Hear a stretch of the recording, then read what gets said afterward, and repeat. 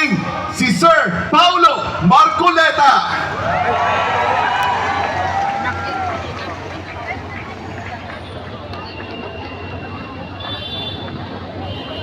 Magandang gabi po sa inyong lahat, mga kababayan! Ako po ang panganay na anak po ni Senatorable Dante Marcoleta, ang tinaguriang pambansang simangot. Na lalo naman ngayon ay talagang sumisimangot dahil sa mga nangyayari ngayon. Kung siya ganito kalalim ang kunot, mas lalong lumalim ang kunot niya sa noo dahil sa mga pinaggagawa ng administrasyong ito sa ating mahal na Pangulo. Sino po sa inyo dito ang nabudol?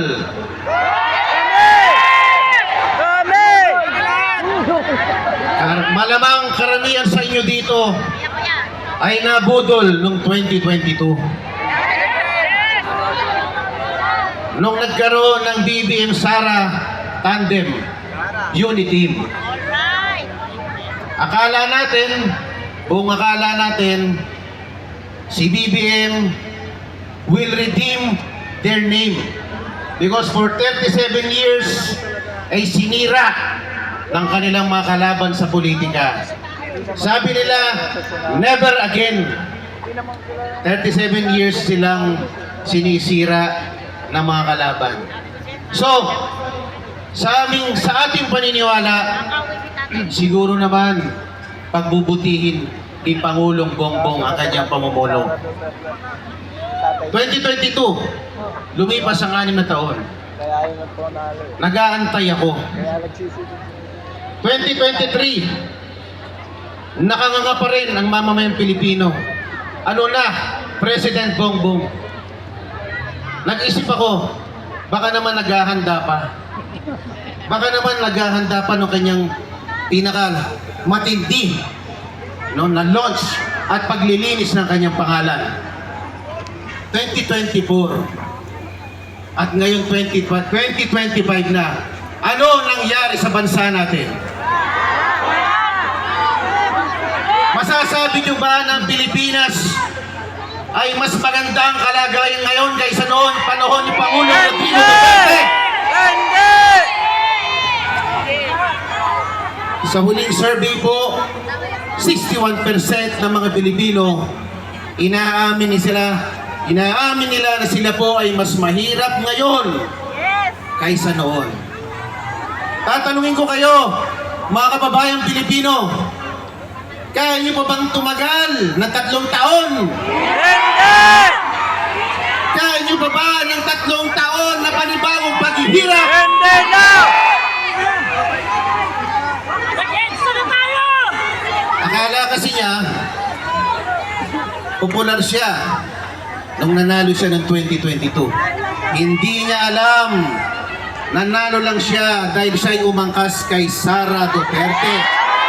Tama!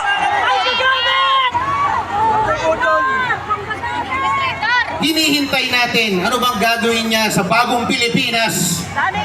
Yung pala, naging mistulang bagoong Pilipinas. Bagong! Kala mo may gagawin siya para sa ating bansa. Wala naman pala. Mas gusto niya lang palang namamasyal, nanonood ng Formula 1 Grand Prix racing sa iba't ibang bansa. Ano ba naman ito?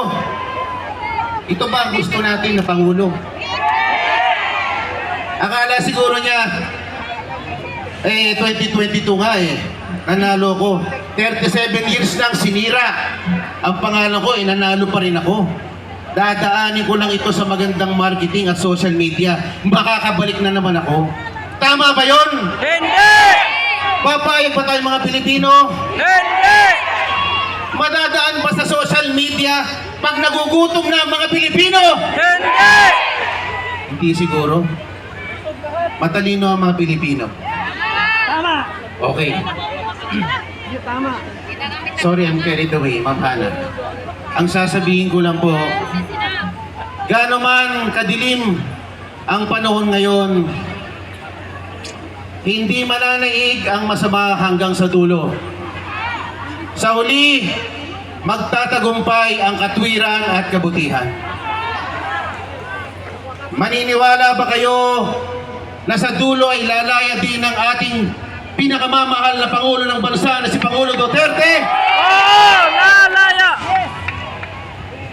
Ako po, bilang isang simpleng mamamayan, nananawagan po sa mga kawani ng gobyerno, sa mga pulis na nagbabantay sa atin ngayon, at sa mga kasandaluhan ng Pilipinas. Your loyalty belongs to the country and the Constitution. Ipaglaban nyo ang kapakanan ng bayang Pilipinas. Itaguyod nyo ang kapakanan ng mamayang Pilipino. Magandang gabi po sa inyong lahat at maraming salamat po.